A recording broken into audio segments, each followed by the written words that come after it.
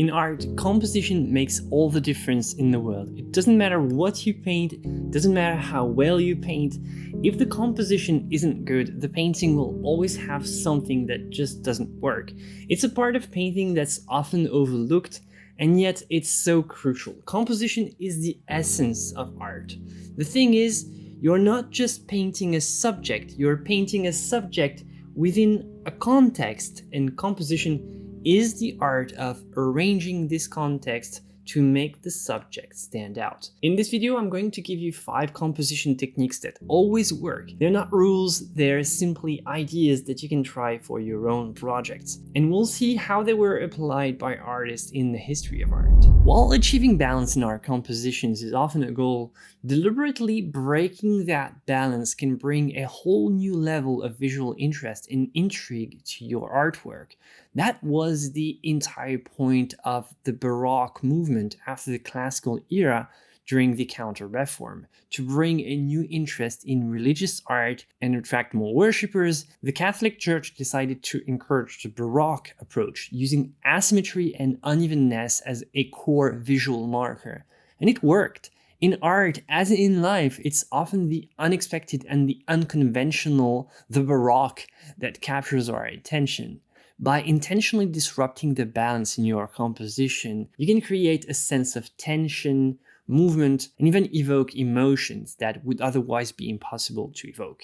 Use spatial contrast to create a visual interest and break the symmetry within the composition. A contrast in composition can be achieved through variations in value, color temperature, or simply with the size of the elements in your composition. Like here in this painting of Diogenes sitting in his tub by Jerome in 1860. If the round tub here was dead center, it would look too static and boring. Symmetry is very formal, usually used for idealized subjects, often of divine nature. And here, placing Diogenes and his tub slightly off-center, showing how he's just human with human imperfections.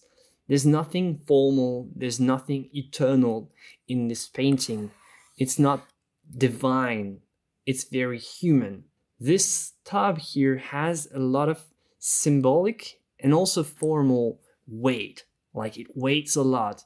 The painting is clearly leaning towards the left here, and yet it's elegantly balanced with the dogs on the right here, and to make it appear even lighter with the perspective and the city in the distance, and all the dogs here, the smaller dog here. But overall, this painting is very stable because the space is nicely grounded by those 2 dogs right here in the foreground. They really make the composition stable and create some nice distance between the viewer and the subject. Striking an asymmetrical balance between contrasting elements ensures that no single area of the painting overwhelms the others and help maintain harmony. By offsetting elements, playing with proportions, with size, introducing unexpected focal points, you can create compositions that are visually arresting and leave a lasting impression. By daring to break balance, you can infuse your artwork with a dynamic energy that draws the viewer's eyes and hold their attention. It's a composition trick that has been used by many great artists throughout history, and this is just one good example. Storytelling lines.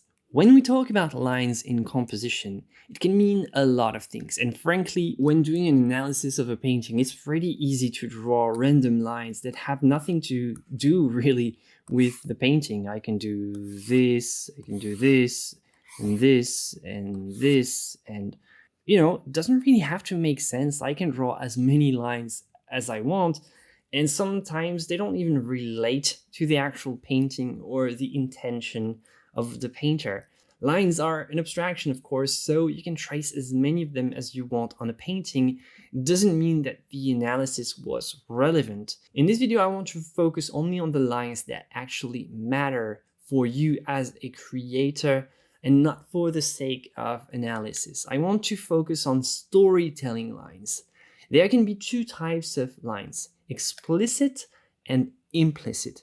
Explicit means that the composition lines are actually visible in the scene, like with perspective, the sharp edge of a wall, a rope, a branch. On the other hand, you have implicit or implied lines, imaginary lines created by the arrangement of shapes and elements like a row of people, an alignment of objects, or more specifically, lines created by the activity of the figures in the scene. And here I really want to focus on implicit lines created by the characters, like where do they look, how do they interact, etc. You'll see what I mean in the example in a minute. Leading lines can tell a story of their own. Let's see how Waterhouse painted Diogenes compared to Jerome that we've seen previously. In this one, you have a lot of leading lines that somehow contradict each other but also tell a story. First, the diagonal lines are all deliberately avoiding Diogenes, who appears really as a real pariah, the only round shape here on the side, which is just echoed by this single umbrella here. So these are all explicit lines because you can actually see them. And next we have implicit lines. We have a sinuous gaze line of where do they all look.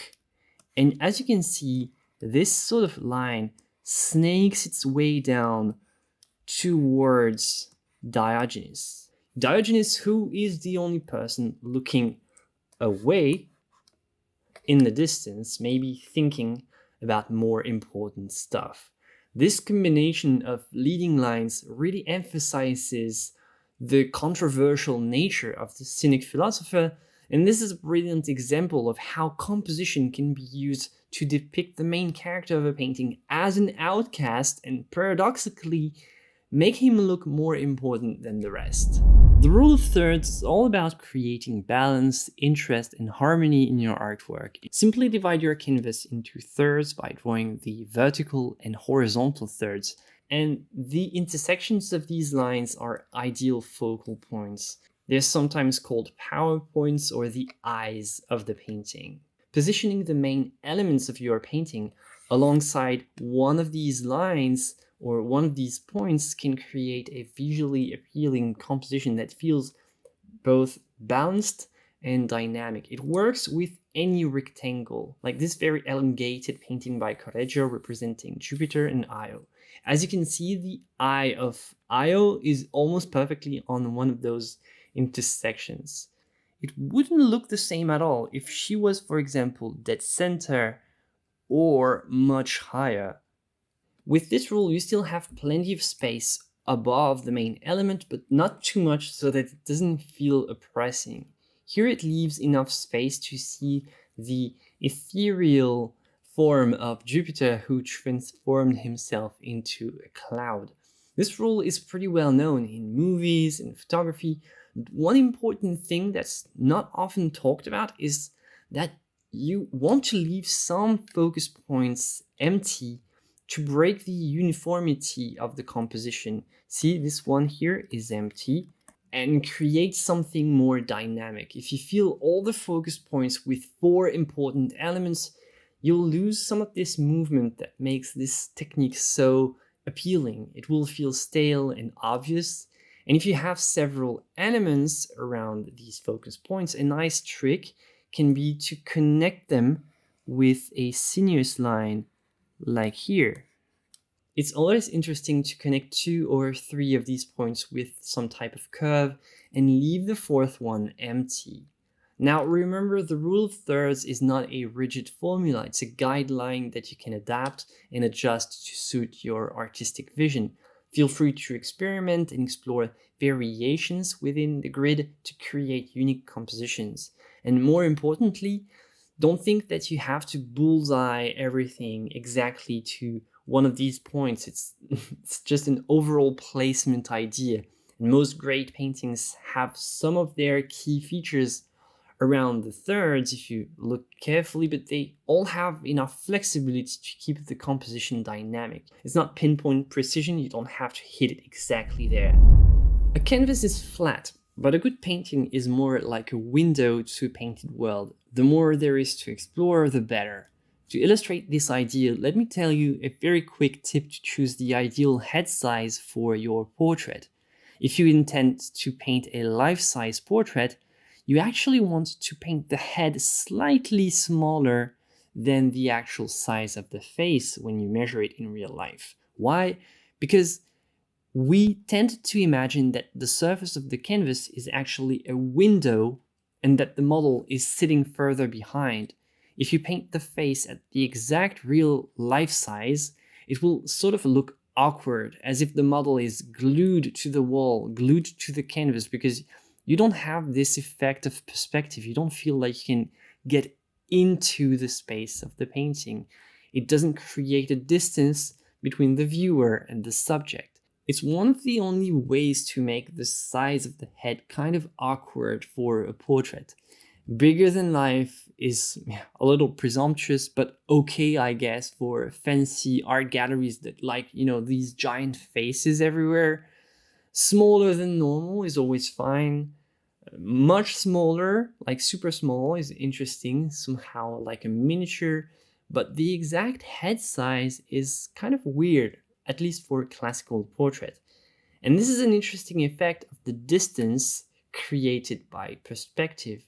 Geometric perspective is what helps the painter create the illusion of space and make more lifelike worlds. So incorporate techniques such as overlapping, diminishing scale, and also atmospheric perspective to create a sense of depth in your paintings. Without a doubt, the most breathtaking example of perspective is probably Andrea Pozzo's ceiling of the Apotheosis of St. Ignatius. St. Ignatius is this figure right here. But here, funnily enough, he's not really the subject of this painting. The subject is the ascension, reaching higher towards paradise, towards an ideal, towards the infinite, towards Christ, right here. Everything is leading you to a space that transcends the actual surface of the ceiling here.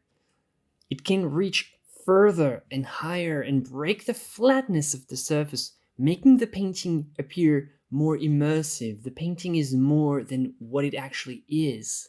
It's more than just a painted surface. It's an actual world that transcends the range of possibility. Sometimes simplicity is the most difficult thing to achieve. Choose a clear focal point or subject for your painting and simplify the surrounding elements to draw attention to that very focal point. Avoid cluttering your composition with too many details that may distract the viewers from the main subject, from the main story. Sometimes the best background is a dark wall, allowing the figures to detach themselves, like in this painting of Saint Joseph and Christ by Georges de la Tour. The light source has been reduced to the bare minimum, and yet it's not something you can ignore because it's an integral part of the story. Simplify and focus. The single candlelight here in this painting is not just there so that we can see something, it's also there because the young Christ has to hold it and partially hide it from us with his hand, like we're not ready to see it yet. See how you can tell a complex story with just a dark background, two figures and a candle. Sometimes the best way to bring focus to a painting is to remove all the unnecessary elements and let the subject tell its own story. Of course, these 5 compositional ideas are not rules, more like suggestions of techniques that usually work. There are no rules in composition. The most important rule is to do what works for each project. You can try combining some of them or breaking away from them and do the opposite of everything I told you in this video. It's up to you, but I'm sure that if you try some of these techniques that we've covered in this video, you'll make some wonderful paintings. If you want another composition video to watch next, you can click here. Again, a huge thank you to everyone supporting me on Patreon. This video wouldn't be possible without your support. If you want to join the community, you'll find a link in the description below. You will also find the links to both my courses, my oil painting course, and my color course. Alright, that's it for today, and as always my friends, joy and inspiration to you. Bye.